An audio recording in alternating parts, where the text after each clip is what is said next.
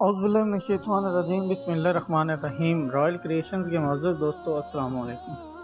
دوستو، کیا آپ جانتے ہیں کہ کبوتر کے پاؤں سرخ کیوں ہوتے ہیں؟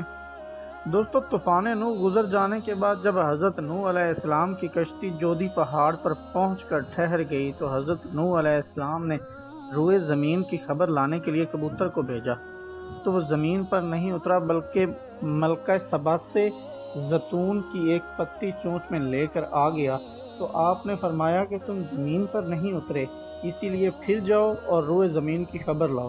تو کبوتر دوبارہ روانہ ہوا اور مکہ مکرمہ میں حرم کعبہ کی زمین پر اترا اور دیکھ لیا کہ پانی زمین حرم سے ختم ہو چکا ہے اور سرخ رنگ کی مٹی ظاہر ہو گئی ہے۔ کبوتر کے دونوں پاؤں سرخ مٹی سے رنگین ہو گئے اور وہی اس حالت میں حضرت نوح علیہ السلام کے پاس واپس آ گیا اور عرض کیا کہ اے خدا کے پیغمبر، آپ میرے گلے میں ایک خوبصورت طوق عطا فرمائیے اور میرے پاؤں میں سرخ غاضب مرمت فرمائیے اور مجھے زمین حرم میں سکونت کا شرف عطا فرمائیے۔ چنانچہ حضرت نوح علیہ السلام نے کبوتر کے سر پہ دست شفقت پھیرا اور اس کے لیے یہ دعا فرما دی کہ اس کے گلے میں دھاری کا ایک خوبصورت ہار پڑا رہے اور اس کے پاؤں سرخ ہو جائیں اور اس کی نسل میں خیر و برکت رہے اور اس کو زمین حرم میں سکونت کا شرف ملے۔